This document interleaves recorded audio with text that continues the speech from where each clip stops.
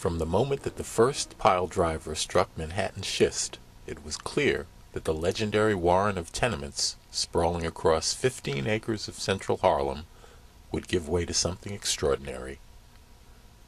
Robert Olnick and Hyman Shapiro had embarked upon the Lenox Terrace development, which when completed would provide a total of 1,716 apartments of a style and scale never before seen in Harlem.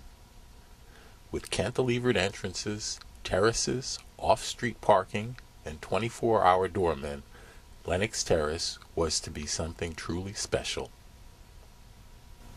The site, bordered by Lenox and 5th, and running 3 blocks south from 135th Street, had over time been home to at least 25 gin mills, juke joints, burlesque houses, theaters, and other assorted places of pleasure.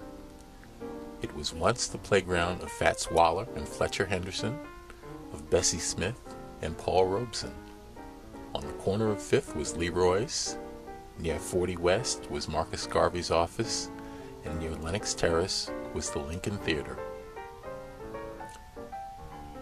The home of the Harlem Renaissance, property comprising Lenox Terrace would be amongst the first occupied by blacks in Harlem as a result of the shrewd Nail and Parker purchase of 1905.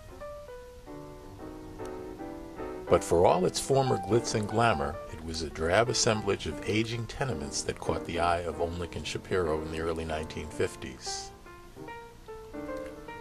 The properties had been acquired by Dr. Godfrey Nurse, a Guyanese immigrant who was an early pioneer in clinical medicine, a producer of so-called race records, and a humanitarian. A complex series of events, later put into motion by Robert Moses of the Mayor's Committee on Slum Clearance, would lead to the transfer, condemnation, and redevelopment of the blighted area. With the excavation complete, the 54 slabs comprising the Americana, the Buckingham, and the Continental were poured in exactly 54 days.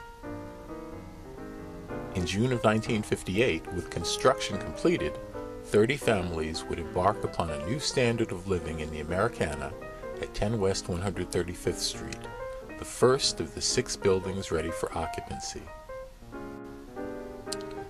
Its opening and the subject of those who would take up residence there was the source of constant chatter in the local and national press. Its early residents would include Roy Campanella, Nipsey Russell, Ron Brown of the Teresa Hotel, as well as a host of doctors, lawyers, and Indian chiefs. A veritable who's who of Black America, the Terrace, as it came to be known, would become Harlem's new Sugar Hill.